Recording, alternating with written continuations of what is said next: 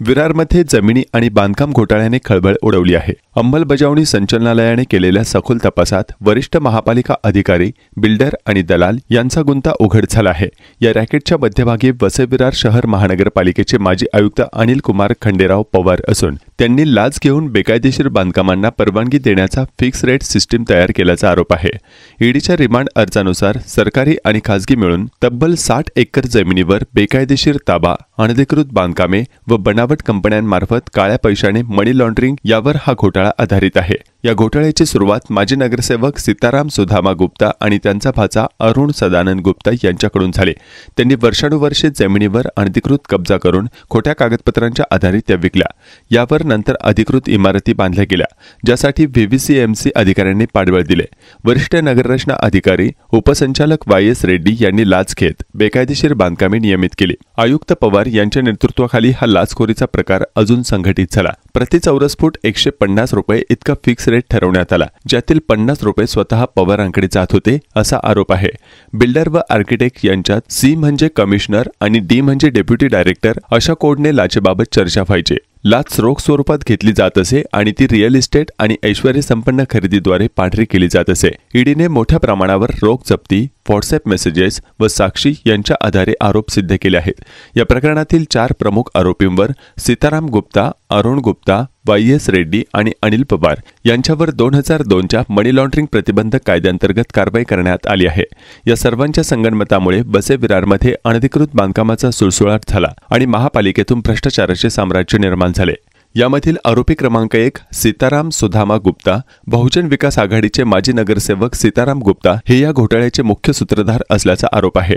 2007 मध्ये त्यांनी सरकारी जमिनीवर अनधिकृत चाळी बांधल्या आणि त्या मंजुरीशिवाय विकल्या।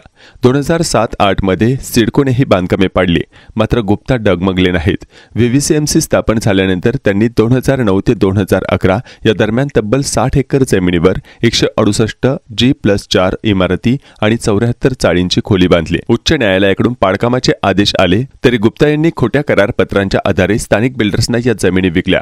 मे 2025 मधील छाप्यात त्यांच्या घरी 45 लाख रुपये रोख रक्कम प्राप्त झाली। मे 2025 मधील छाप्यात त्यांच्या घरी 45 लाख रुपये रोख जप्त झाले। महापालिका अधिकाऱ्यांना लाच देऊन पाडकाम थांबवण्याची कबुली त्यांनी दिली। आरोपी क्रमांक 2 अरुण सदानंद गुप्ता, सीताराम गुप्तांचा भाचा अरुण गुप्ता हे या घोटाळ्यात भागीदार तसेच स्वतंत्ररित्या सक्रिय होते।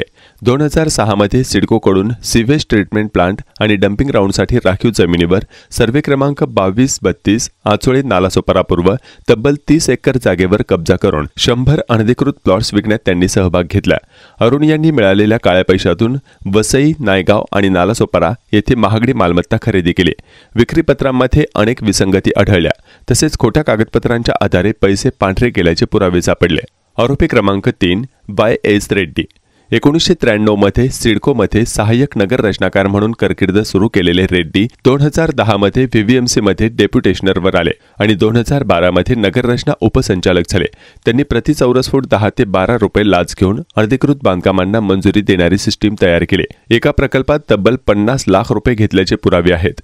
मे आणि जून 2025 मध्ये त्यांच्या घरी छाप्यात 8,23,00,000 रुपये रोख आणि 23,25,00,000चे हिरेजडित दागिने जप्त झाले।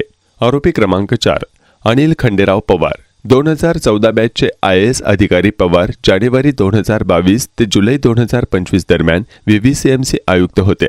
त्यांनी भ्रष्टाचाराचे रॅकेट अधिक आक्रमक बनवले। प्रति चौरस फूट 150 रुपये रेट फिक्स ठेवण्यात आला, ज्यातील 50 रुपये पवारांकडे जात होते।